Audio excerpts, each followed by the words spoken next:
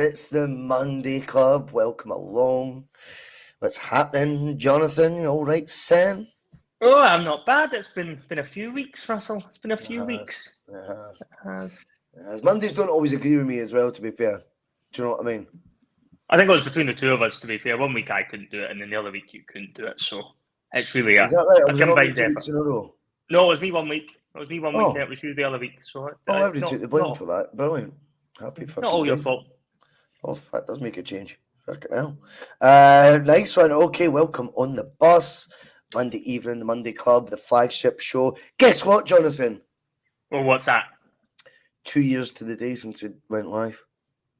Oh, 2-year anniversary. And it's on a Monday. I don't know how that's worked out.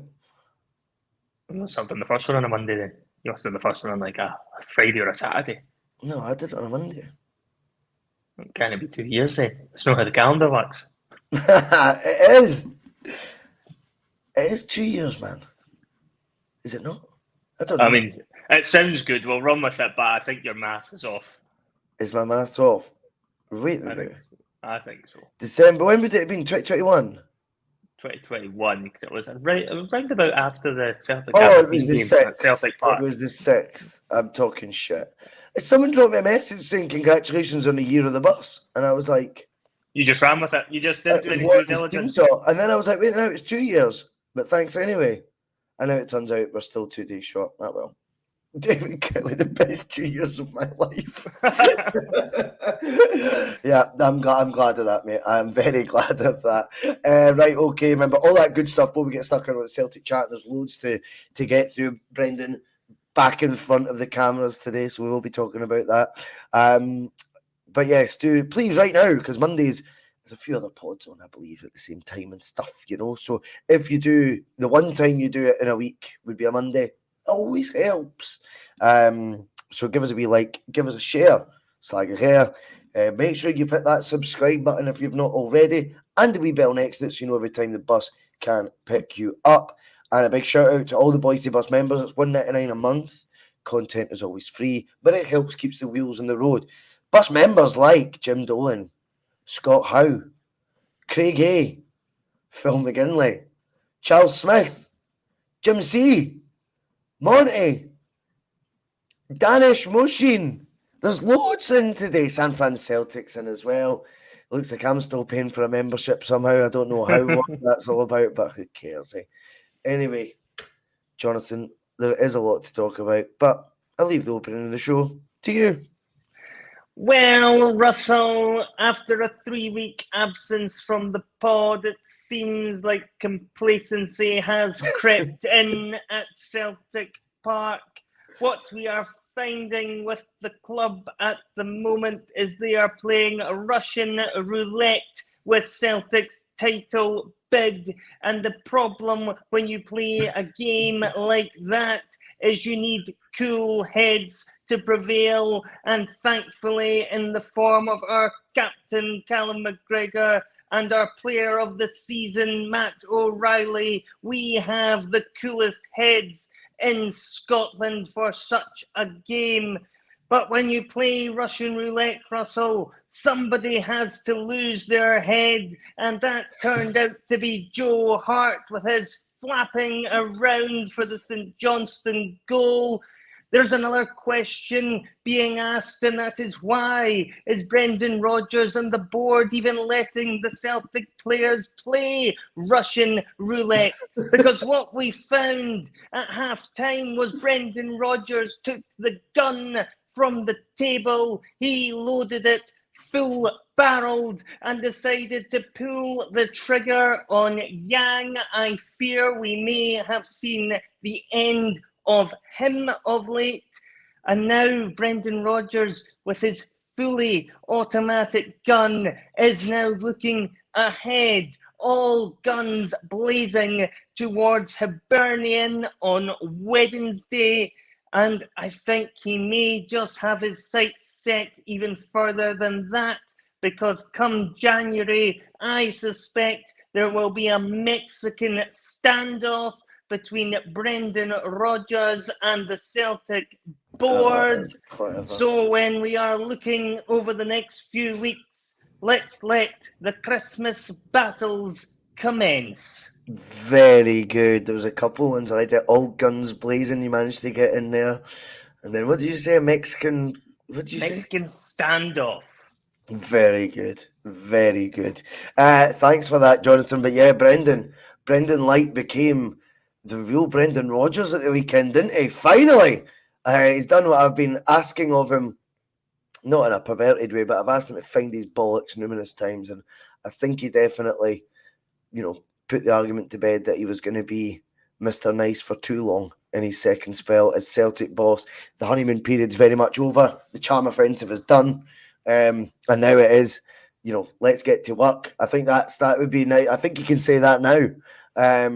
He is back. Well, he's back to business, mate. He was siding in what he thought of that first half display. We discussed it on the PMP with Terry and Phil yesterday.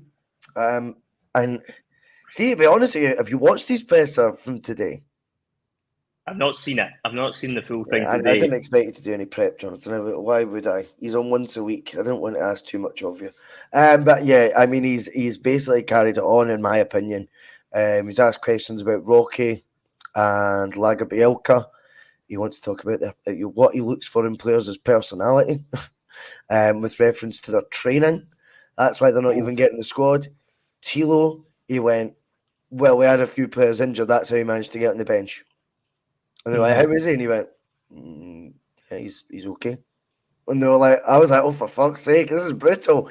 And he basically said he was on the bench because a few players were injured, and he's now back, basically not. But I can't remember the words he used, but he's now back training every day as hard as he can. And basically not on the bench. He couldn't have made it clearer that he wasn't up to it. He spoke about the team. Basically go through the motions, he said, was the first half. Yeah, that's how he described it. He said they were playing, just going through the motions. He was wanting to remind people that they didn't have it. I was talking yesterday about a perfect storm he's trying to create for the January window, albeit my frustration is it's a wee bit too little too late. I mean, it still is obviously him now trying to manoeuvre, Celtic into a space where he'll feel more comfortable to win the league championship and obviously make more of a fist of Europe than what we did this year. Now, what he's doing is he's publicly criticising the players there. He's publicly criticising the players that have came in. He's took a not too sly pop at the recruitment, and I think he's gearing now to get what he wants in January, which he'll go back to. I said it in the summer, well, not loudly enough for me, but I don't want to keep going on about that. But what we do find is his attitude, his personality, his demeanour does seem to have shifted. I think he's been leading up to it. Yesterday was the first action. Today he didn't back down. He doubled down. I think the frustrations of what's happened over the European campaign has been bubbling away in the background, and then that first half against St Johnstone has just tipped him to the point where he's had enough of it. And I don't think I've ever seen Brendan quite so angry in any interview that I've seen him conduct, as a Celtic manager, or indeed when he's been managing down south. He was absolutely livid, and rightfully so. The first half was very dull. I actually ended up going on and put my lunch on about 5 minutes before half time, so I was that fed up watching it myself. What did you make? I had myself some chicken feta pasta. It was very good, very enjoyable. You highly did recommend that yourself. Oh, I did. I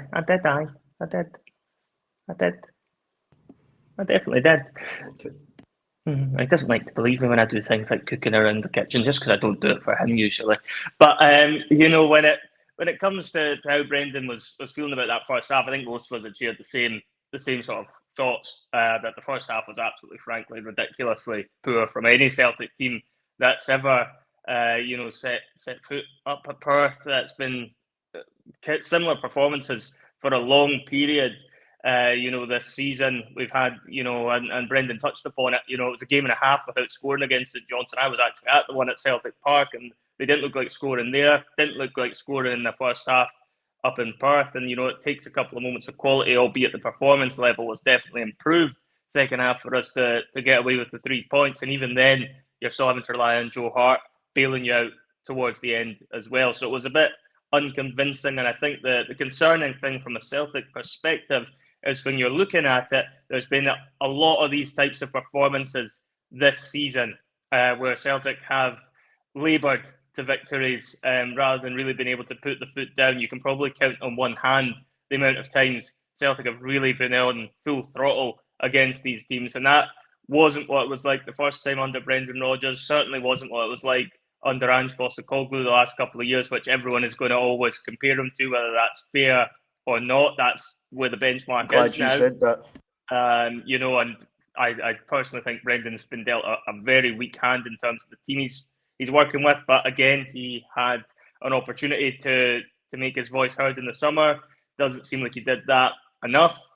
I suspect going into January with the frustrations now boiling over, there is going to be a reaction this time around in January from certainly Brendan. It'll just be interesting to see whether he's able to get what he wants from the board or whether we are going to start to see the building up of similar type of tension to what caused him to leave the first time around.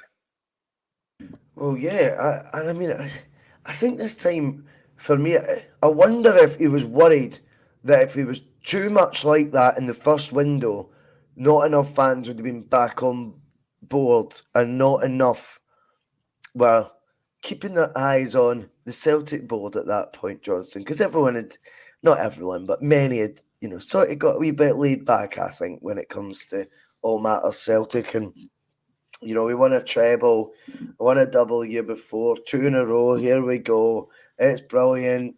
They're back in their box, and suddenly the board are, well, who cares as long as we're winning. And I wonder if, had he went into that mode where he is calling out recruitment in his first window, they might have felt like that they wouldn't know, that the fans wouldn't know which side to be on. Many of those who were still unhappy to return would take the side of the board naturally. Instead, he's letting it play out. And by letting it play out, I think he would carry 99.9% of favour in the fans between what the next steps in Celtic's recruitment should look like as opposed to what they have. So, I mean, David Kelly's come back in there. I know it's been the best 2 years of your life, David, but Rodgers spending over 20 million. I just don't subscribe to it quite being like that. That's not me trying to make excuses, because like I say, I hold him culpable for not having a stronger voice in the summer, albeit I'm giving an alternative debate side to today by saying, well, maybe not everything was weighed in his favour enough at that point that all fans might not have agreed as universally as what they would now. Maybe he felt that was too much of a risk just back at the club to be more vocal about it. But on your point, he spent over 20 million. I think it's a bit naughty, because I think everyone knows that it's under his watch, so he's got to take responsibility, get all that.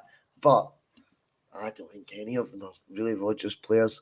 I think they were coming in, a lot of them regardless, though, Russell, weren't they, really? I think those signings, that's what I'm saying, had been lined up, before Ange Postecoglou had even left exactly. the building. So I think Ange would have been left with the same players, or certainly a good number of them, regardless. The board had identified these ones, or, the head of recruitment had done that, and that was something that whoever the Celtic manager was come the start of the season, they were going to have to deal with those players that Celtic had identified. Where Brendan has perhaps been weaker than he should have been, as he's not made his voice heard enough for the players that he wanted and that he identified, because I don't really look at the ones that have came in, and there's none there you could possibly say that feels like Brendan Rodgers' fingerprints all over it. It's not like the first time around where you could tell, for example, like Scott Sinclair was, a Brendan Rodgers signing. There's none that have came in there that make me think these are ones that Brendan's identified. They all seem to be ones that have just came from the scouting network. And I think Brendan's been quite happy to work with that, because the scouting network over the last couple of years has been pretty good under Postecoglou. I think there was more hits than misses whilst he was there, albeit I think they were able to take advantage of Ange's knowledge of the Asian markets to help with that. And now it feels as if they're kind of just going back into that market and hoping they find another gem without really knowing if they're going to strike gold like Ange Postecoglou did the first couple of windows. I would be astonished, though, if in January Brendan Rodgers doesn't put his foot down on this and demand players that he believes can improve the squad, because there's no way he wants to be going into these games in the second half of the season, particularly if it does turn into a bit more of a title race than perhaps we were anticipating a few weeks ago. Having to look to the likes of, Mikey Johnstone and James Forrest, with the greatest of respect, coming off the bench and being the ones he has to rely on to change games. Even though up front he could probably do with more options there, as well. And I'll go back to it. These problems shouldn't exist in certain areas, because the amount of times over the summer everyone under Gran was saying Celtic needed a goalkeeper, and that hasn't been addressed. It's quite frankly damning, both on the board and indeed on Brendan Rodgers, because he does, well, as much as I like him, he does have a blind spot when it comes to goalkeepers. I think that is his Achilles heel, if you like. And we need to start addressing these points, because if we don't, and we go into January and just think we'll end up doing just enough to get over the line in the league, we could end up with severe egg on our faces. And the board are really putting all their eggs in the basket that, Brendan Rodgers, as a good manager as he is, can, steer this club to the league title with a subpar squad. And that's not good enough. That shouldn't be what the case. Brendan Rodgers should be given the tools to not only, dominate domestically, but continue to try and make a fist of things in Europe. And at the moment, the club just doesn't seem aligned in terms of what we should be looking to be doing at the moment. And in January, something's got to give, I think. It doesn't feel like there's a consistency to it either. We were obviously told as well, record wages for a manager in our history. Apparently we broke the wage structure for Calmac, maybe Kyogo as well. That all pointed to this different sort of route. And then I think the goalkeeper's a great point. We spoke about it yesterday, so don't really dwell on it too much. But Condors comes in, he's saying, almost every other keeper in the league right now is better than Hart. Do I want any of them at Celtic? No! I want better. Nothing wrong with that. Your Mo's saying as well, okay, lads, Brendan is as complicit as the board. I kind of agree with that to an extent. Plus, supposed world-class manager can't get decent performances against Dross in the SPFL. It's embarrassing from start to finish. I made a point in the group chat yesterday. Don't get me wrong, it's when we were 1-0 down.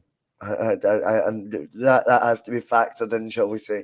But I'll quickly kind of read it, in fact, because I'm fucking... try to just remember it off the top of my head. I just become a stammering, mumbling mess. I'm always like that. Anyway, that's fine.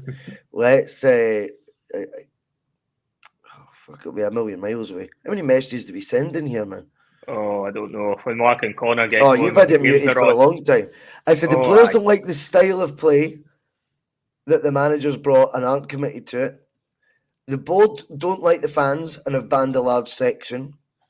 Fans hate the board for many reasons, mainly lack of investment in the first team, as well as political things. There's a virus spreading through the club. That's what I'd say, obviously a bit dramatic at the end, you know what I mean? Because we're 1-0 down to St Johnstone. But when you look at it, Brendan, in his first spell, spoke about the Holy Trinity, right? That you've got to keep, the team and the club on side with the fans, and it was like Holy Trinity, everyone's singing for the same spreadsheet. But right now, we've got everyone looking at each other in a negative light. The players seem to be looking at the management team, and I don't think are completely convinced of the style of play that they're meant to execute, or they're not pulling their weight for it.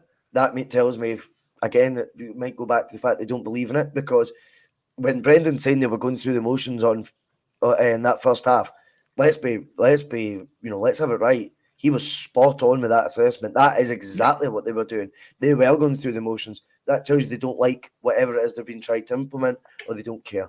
Either way, that looks like the players haven't really got on board with Brendan, bar one or two major examples, exceptions. You've then got the board not appreciating the fans apparently breaking into the stadium, not appreciating the fans having been told not to wave flags, not to do it, although I disagree on that one. They don't appreciate, I don't know, what else was it they were all phoning about? Hundreds of things. The fans... all sorts of different things with the fans. There's a lot. Well, the fans towards the board isn't just that section that got banned. I mean, the fans towards the board isn't just one section. It seems to be, as I say, nearly universal that all the supporters don't feel like anything close to fucking enough has been done to strengthen that first team, regardless of whether that first team isn't buying into the manager's methods. But can you see where I'm coming from? Now we've got the manager coming out and having what looks like not necessarily pops at the board, but off message, shall we say, press conferences. He's not on message anymore. That is apparent. So see, when you look at it, everyone's pointing and looking at each other right now. I mean, a virus spreading through the club. I mean, that's just me fucking raging watching the football. It's a bit dramatic, let's be real. But something is amiss here. There is something fundamentally wrong when all aspects seem to have reason or reasons not to like each of the other factors in the club that make up that holy trinity.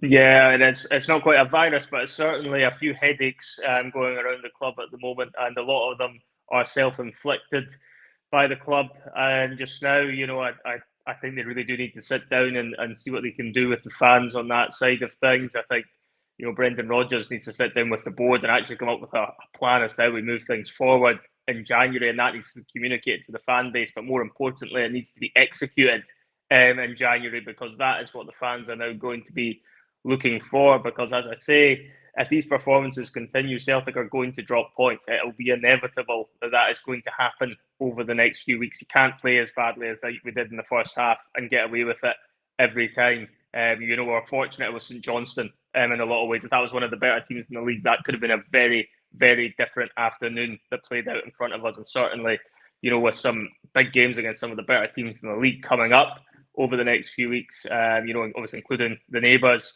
around New Year time, then the games are going to be much more important. They're going to take on a lot more significance. You're going to be playing against better quality than St Johnstone, and if we let our standards slip to the same levels we did at the weekend, then there's absolutely no doubt in my mind that we will drop points. And if we start dropping points, we might just let them back in, and that's something that shouldn't really be happening from the position we started this season in. But the warning signs are there. There's definitely, a disjointment between the fans, the club, and the manager just now. Not everything is quite the way it should be. I think that much is very obvious to all of us that are looking in on this. Whether it's a minor problem or whether it's a major problem, I guess we're going to find out in the next few weeks as to whether or not Brendan can steer this through until January, because I think he's got a big task on his hands if he's got players there that aren't buying into his system. He's then going to have to make a choice, Russell. Does Brendan Rodgers stick with his philosophy and his way of playing? Does he then try and change it up a bit? Because I think he did make some changes in that second half against St Johnstone to try and get us back into it. He has been experimenting more and more with Owen Kyogo up front, for example, as a different way of playing, because I think there's a lot going on with Celtic just now. One, the player performances don't seem to be there. Two, the style of play has provoked a lot of questions from the fans, and naturally they're still going to go back and talk about what happened when Postecoglou was here, which is a totally different means of playing. I'm not saying Brendan needs to necessarily revert back to that. There's lots of different ways to win a game of football. But if his strategy isn't working, or the players are incapable of executing the way that he wants to play, does Brendan Rodgers then, Russell, need to look at this over the next few weeks and think, well, I can't do anything until January. There's no guarantee in January the board are going to give me what I want. If we're being brutally honest, they'll come out with the usual excuse that it's very hard and I might only get one, if any, of the players that I want in January. Does he then have to look inwards and try and find a way to get the best out of the players by changing his own style? Is that something Brendan Rodgers should be looking at over the next few weeks more than anything? Well, time will tell on that. I suppose one of the other questions that's been sort of gathering a bit of pace on the old social media. I say social media, it's just Twitter I'm talking about. I don't have any other ones. I've got Facebook, but I don't really say much about football on Facebook. It's just Twitter really when I say Celtic social media and stuff. Do you know what I mean? Pat McLaughlin's asking though, and I've seen this, a few folks saying this now. If the board fail him in January, does he walk in May? That's the worry. I mean, for my tuppence worth on it, I mean, Does he walk in May? I mean, he would definitely not walk mid-season. I don't see him doing that again for a second time. I can't see that. I think whenever it is, if it's on his terms that he leaves, then it'll definitely be in a close season environment. I suppose he's got to weigh it up now, though, and go, what can I get out of this? I think the romantic notion of going back to Celtic and the feelings that you get there that are maybe different from the sort of cold, ruthless business element of your football career or your management career. I think that has all subsided after 12 months. And therefore, really, when you're in that environment to go in for a second year and you think it's going to be a bit of, rinse and repeat from the year before, and you're not going to have your stamp on the team that you think you should because you're not going to have that much autonomy in which player comes in. You think that you're probably not going to tool yourself up, even if the players are of a higher standard than last time. You might think, still a stretch for Europe. And if you don't feel like you're being backed and it's 2 windows down and you haven't been, I don't know. I think the job becomes far, far less appealing for him, and it does give him that get-out opportunity. From my point of view, I think that would strike me as Celtic really, really in a tricky position. Let's forget it's Brendan for a second.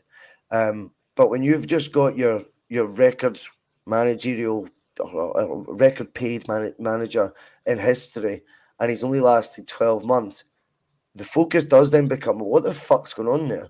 He said he loved that club. Do you know what I mean? He's went back. He's left it again after a year. Doesn't look great.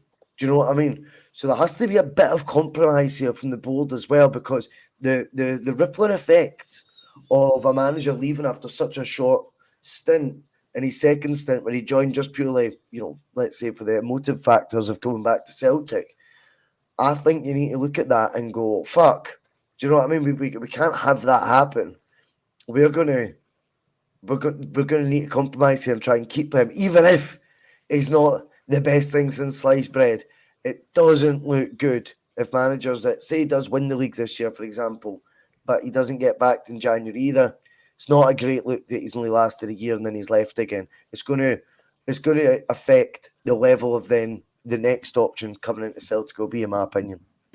Oh, no, definitely. I think, if Brendan decides to walk out in May, then all the questions will be on the board. He'll almost be a martyr, for the cause in terms of trying to implement change, because I think that is the way that Brendan would do it, as that he would look at it as a way that if the club aren't going to, get to the levels or even aspire to get to the levels that he believes they're capable of, and, the fans want to believe that the club is still capable of, then there's no point in him being there. And Brendan Rodgers walking away in May would prompt a big fan reaction, I think, as to why that would be happening.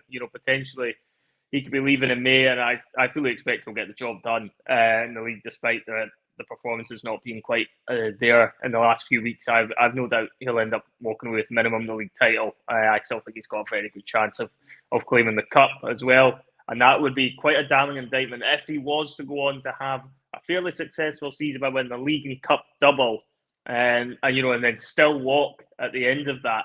Then I think you've got to be questioning what is the board's motives here, because we all know the reason Brendan Rodgers came back initially is for Europe. He's already done everything he possibly can do domestically with Celtic. There's nothing really there for him to do at this club at this moment in time. So for me, he's always going to be looking at Europe.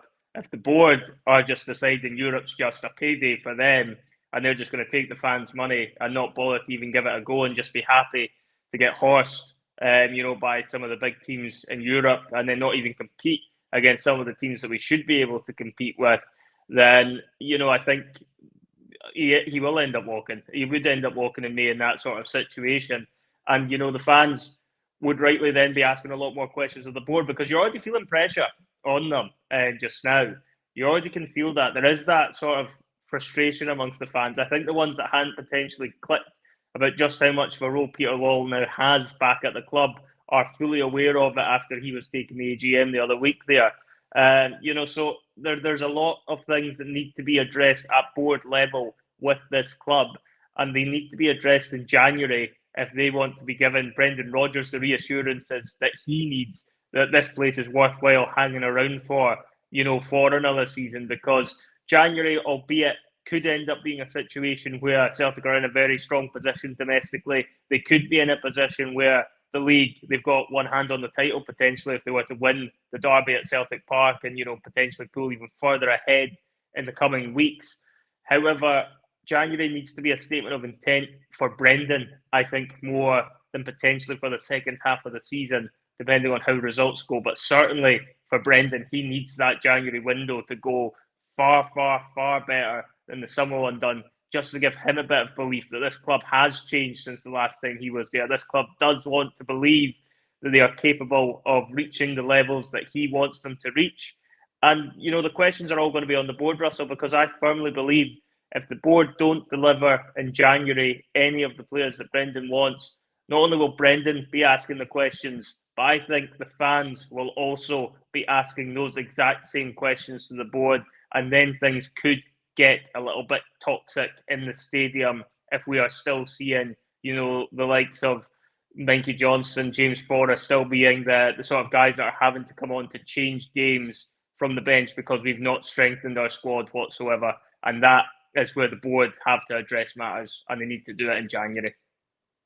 Yeah, I mean it's got to be January, definitely. I think that is the feeling right across most of the fans anyway. GG comes in, he says he played into the board's hands, saying he was going to be here for 3 years. Great to hear him send a message to the board now to show that he isn't a puppet. I agree. I like the fact he's shown a wee bit of spikiness. He's shown that wee bit of attitude that I think's been needed. I think it's been too mild-mannered so far. It's been Do you think they were able to tame him like Lenny? Do you think they were able to tame him like Lenny when he came back the second time? Do you think that's why the board have brought him in, thinking they could tame him the same way Lennon was kind of tamed the second time round? Well, I think they thought, do you know what? You've got a harder job convincing the fans of yourself than we do. I think that the pressure was on Rodgers coming back because of the volatile nature of him last leaving. So I think the board, from their point of view, thought he'll not rock that boat. He'll not rock that boat, and naturally didn't in the summer, and they did get their way, in my opinion. But in my opinion, it's not been that we've seen over the last couple of weeks. It's been a realization that fuck, I wish I'd been a wee bit more convincing. It didn't always have to be rants like Terminado and all that clever stuff either. It could have just been something like Anne said. Maybe I've not been forceful enough in my in getting the message across to the guys upstairs. And Anne said it in such a almost like just his usual deadpan voice that there was nothing that could really be turned into a hysterical sort of media spin that all wasn't well at Celtic, but it still actually helped fulfill what he wanted to do, and that was Celtic to be more aggressive in the transfer window, the present one, the one that was currently open. Now, Brendan's doing it, and hopefully it will lead to what can only be a better window than the last one. Right, quick look ahead. Wednesday, Hibs at home. Nick Montgomery in charge there. Another one determined to get centre halves to take goal kicks so they can pass it 4 yards from the 6-yard box and stuff, and then try and pass it up the park, but forget Scottish football and get 3 passes into their move and find that they're then facing their own goal, running backwards, trying to prevent conceding, and then inevitably, if it does break to the goalkeeper, he'll just hoof it all along anyway. I don't know about this one. Again, another question: what's your thoughts on Wednesday? Or how do you approach the game Wednesday? And he went fast because he's obviously taking aim at the slow, turgid nature of the game on Sunday. I do think he really needs to get the team motivated from minute one more. I was asking Phil yesterday, why can we not put our finger as to what these sluggish, slow starts are? Why is it the Celtic seem to need a trigger, whether it be a Brendan rant, whether it be a goal to the opposition, ironically? Do you know what I mean? Why do they need that domestically? Where's the motivation, and why isn't it there from the start? I think, obviously, the game plan might be more possession-based and more methodical, but there's no way the manager's game plan can be to play that slowly. It just can't be. I don't get it. And I totally agree. It's been utter muck to watch at times. I totally get that. But I can't subscribe to that being because they are fulfilling the message that he's trying to get across. I just struggle with that, mate. Yeah, I struggle with how it's changed so drastically because Celtic, last season were renowned for starting games extremely fast, and potentially the criticism was they actually ran out of stamina after half an hour because they went for the throat so early, and then they struggled if they didn't get themselves in front after that sort of first 45 minutes or so. Whereas this season, it does seem extremely slow all of the time. I don't know if it's complacency setting in with a lot of the players, because now, most of them there have won a couple of titles. Whether it's the fact that, Brendan being back, that installs a bit of complacency, given how successful he was the first time around. Maybe the players, have worked under him before are thinking this will be a doddle because he completed Scottish football in his first stint. But there does seem to be something there that does seem to me to indicate there's complacency that has set in amongst the club.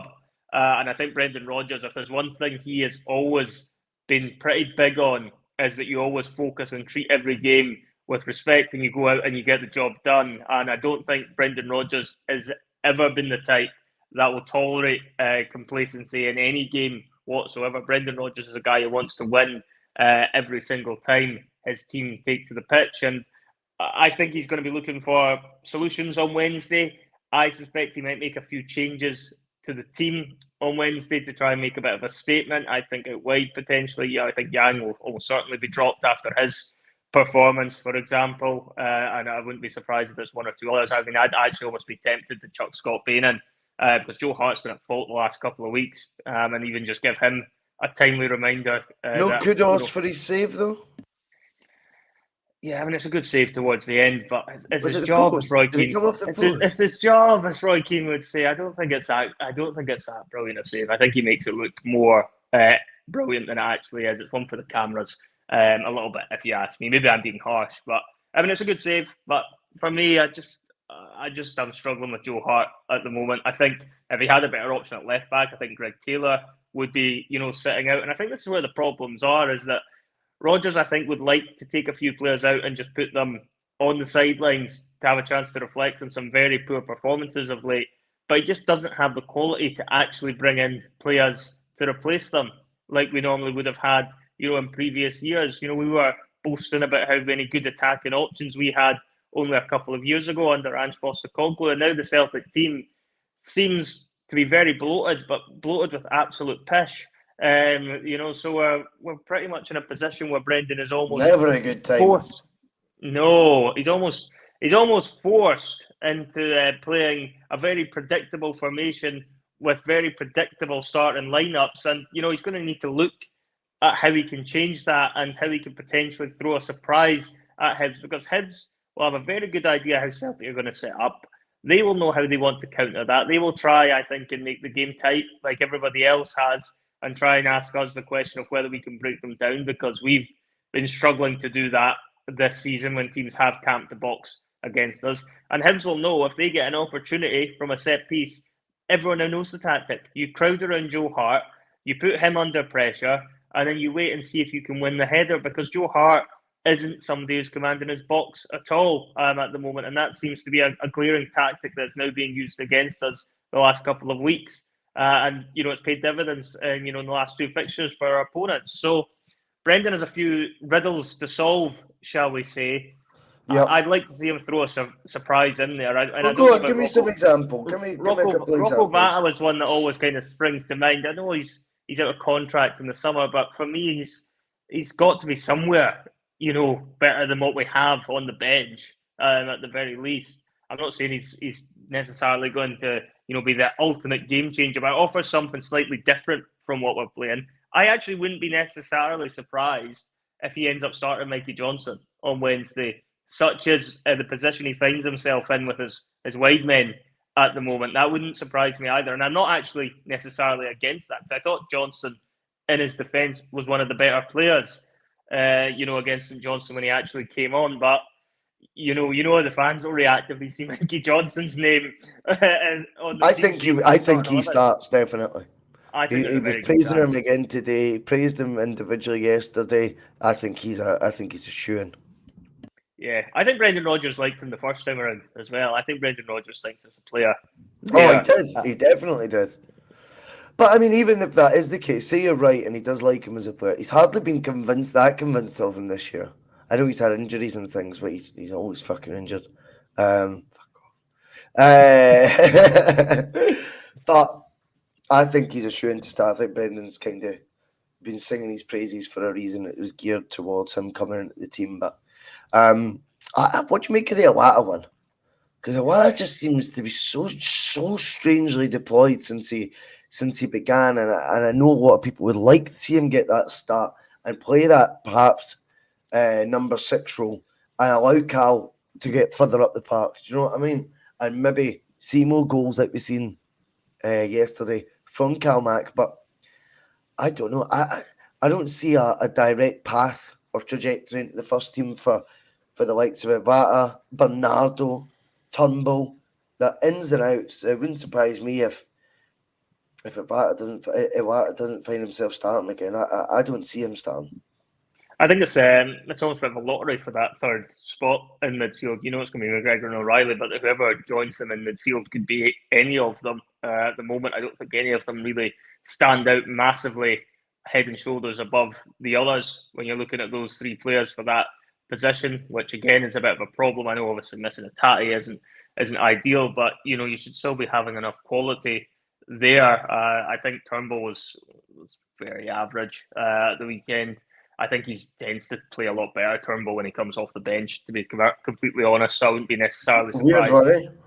Yeah, I think he'll go back on the bench, Turnbull, because I think he has a better impact substitution in the league games, and I've no doubt he'll end up coming on, and he might very well get a goal against Hibs, because that is what he does best, is kind of being an impact player from the bench. And if we're going to take Turnbull out of it, which I think we will be, then that leaves it between Bernardo and Iwata for that position. And I thought Iwata didn't do an awful lot wrong against St Johnstone when he did get his appearance. So got an assist as well. Yeah, gets an assist. So you know he's done pretty well there. Bernardo's looked decent in flashes, but I'm not convinced he's going to be somebody that we're going to look to sign on a long-term deal come the end of the season. Based on what I've seen so far, nothing there to suggest that you know we're going to trigger that buy clause on him. And I think he might get the nod, but again, I would say it's almost a coin toss for me between the two of them. I don't feel massively strongly towards either or at the moment, and I think the reason being that I look at both of those players and I'm not convinced either of them are strong enough to get in a Celtic starting 11 if Celtic have done the recruitment correctly and you know have the strongest squad available to them. And that's again something that Brendan Rodgers is going to need to look at, is because we've got quite a lot of central midfielders, but again you're looking at that and thinking, is it a bit bloated with not enough quality in there, you know, as well? And I just look at it and I'm not entirely sure. I think it's a 50-50 call who goes in there. But it's a bit concerning, Russell, because at the same time, if you look at it, what ends up happening if, God forbid, something happened to Matt O'Reilly this season? Because how many times has he had to bail us out of a sticky situation this season? We are becoming heavily dependent on one player this season. And if something was to happen to O'Reilly, I really would feel the worst just now. Yeah, that's fair comment. That was one hell of a strike, wasn't it? On the right foot, Beautiful. Just caught it so nice. Not the biggest backlift, and then wow, doesn't even look like it would go. It didn't look like the velocity was going to be such, and then it just even you start watching the replay, that ball has been hit like a rocket. Just technique superb. Delighted for him that he's in the form he is. I was always backing him last year as well. I do like O'Reilly, and yeah, you're absolutely right. Absolutely dread the thought of him being out for any sort of considerable period of time with an injury at all. It will be interesting to see what curveballs are used. I mean, again, just to go back to what we're saying at the top of the show, if he's saying it's the angriest he's ever been at half time in his managerial career, then rest assured some of those starters will not be starting for the foreseeable for Celtic, let alone Wednesday night. How are you envisaging the game going? Will he get a reaction from the team? Oh, that's hard. Part of me wants to think he will, but I wouldn't be necessarily surprised if this ends up being quite similar to the other games. It's going to be a cold Wednesday night at Celtic Park. You know, I'm not sure how great the atmosphere will be at the start. The fans will want to be there, going expected to be entertained. I'm not convinced whether or not the players will be able to do that. They will need that fast start, but if they don't get that fast start, I fully expect this game could end up going similarly to how the last couple have been, where Hibs will make things extremely difficult for us and we could be left huffing and puffing. I'd like to think, you know, there will be a bit of a reaction, but I think a lot of it will come down to what Brendan chooses to do with the team. I would actually be tempted to go with Ho and Kyogo. I think I really would, and just try and change it slightly. And do something different, because Yeah, me too. I think we're too predictable. I think we're too predictable at the moment, and at least that offers something that Hibs wouldn't necessarily be expecting from the start in the game. And I know that does limit you in terms of strikers that you'll be unable to really do anything with, you know, if you're still games going against you, because we wouldn't have one on the bench. But I still think that might be the best way to approach it. It would need to be something like that. It doesn't necessarily have to be that, but I think he needs to tweak the formation or tweak something so we're not quite as predictable. And I think if he does that, there will be players in there that will react to what Brendan has said, because they will have got a fright. I think a lot of them, you could tell in that second half showing against St Johnstone, took the message on board and, you know, did raise their levels in the second half.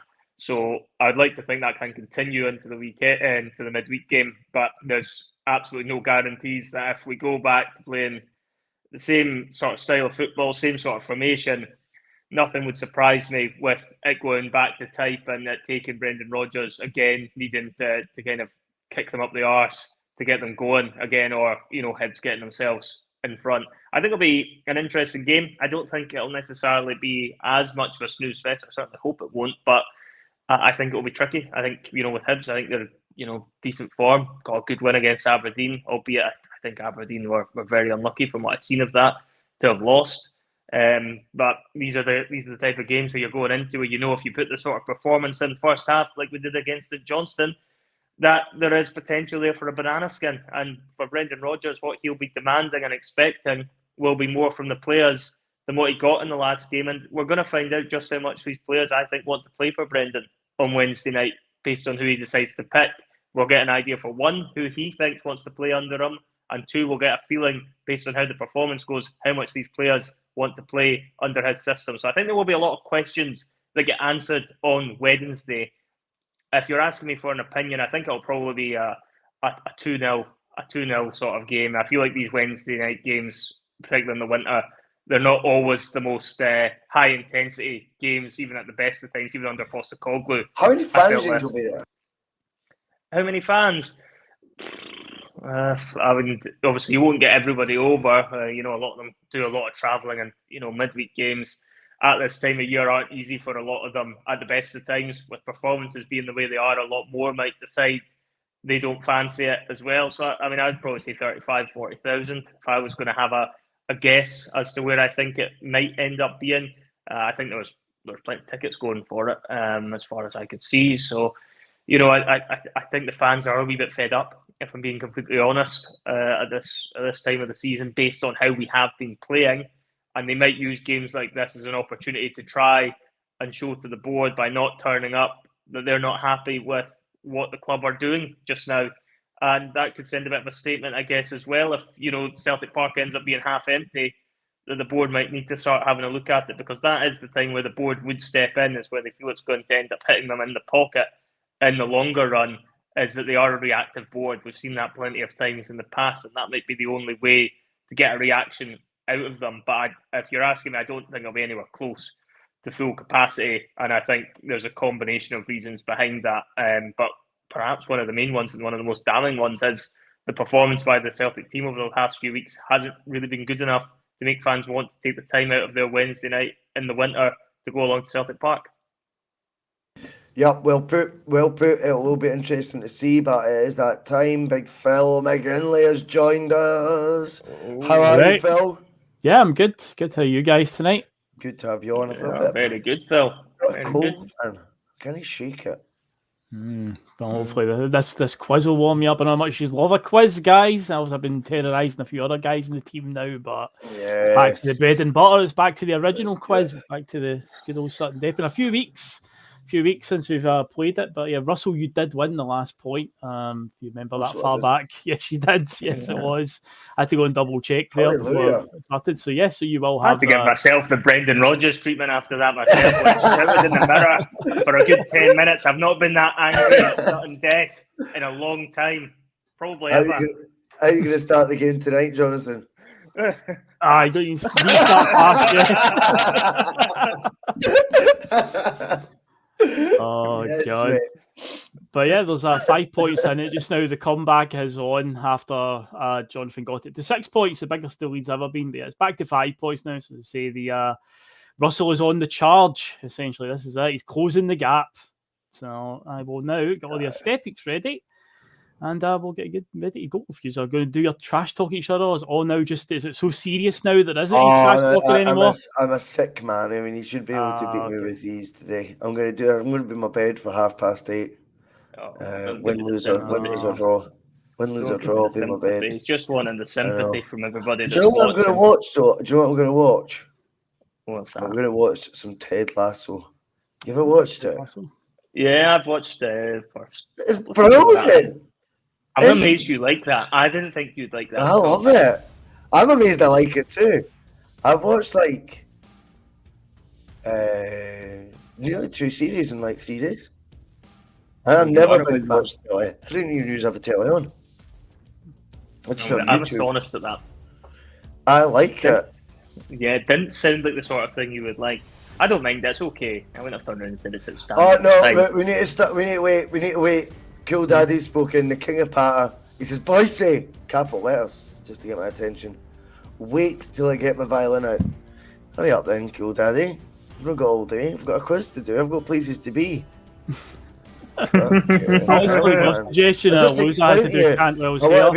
Just explain I want to be my fucking... I don't think either of us can pull off Cantwell's here. Neither of us have enough between us anymore. Don't drag me down, Jonathan. I'll be in Istanbul before you know it. Well, guys, let's get ready to go then. Another round of sudden death. Current score is 9-4 at the moment for Jonathan. But Russell, you did get the point in the last game. So do you wish to go first, or do you want to go second tonight? I can't even hear your questions because I'm that ill. Oh well, first or second? What do you want to do, Russell? I'll go second. I'll take my wee cluing. Fair dues, mate. Fair dues. Okay, so guys, there's good news and bad news to this question. The good news is there's 23 answers. It's not Celtic. I can tell. Well, that's good news for you. True. It's more general Scottish football, but there are Celtic answers in it. But right, 23 overall. So it's a bit of a mixed bag. This one, that's the first one of those. Okay. Yeah, I like it. So, from the year 2000 to present day, can you name the winning captains who have walked up the stairs at Hampden and lifted either a League Cup or a Scottish Cup? So the guy that was wearing the armband who walked up and lifted the trophy since the year 2000 to present day. There are 23 answers to this one. I say there are quite a few Celtic answers in there. Okay. I will go with Russell's favourite. I'll go Neil Lennon. Yeah, indeed. 2007 Scottish Cup final. Tom Boyd. 2000 League Cup final, yes. Paul Lambert. Indeed, 2001 he lifted the trophy. Yep.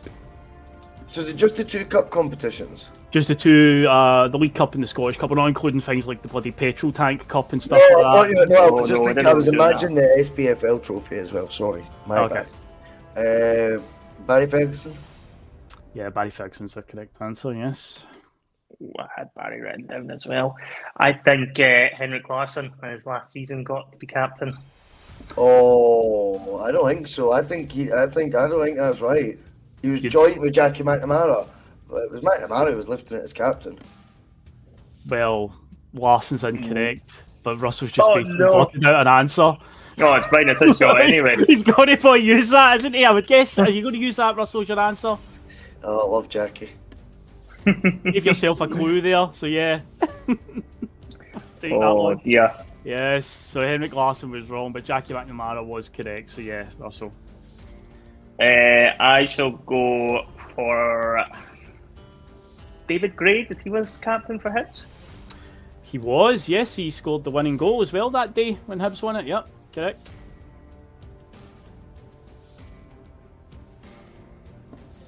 Oh, shit. Zaliukas? Yeah, Marius Zaliukas, no longer with us, passed away in 2020 at the age of 36 years old. Aye.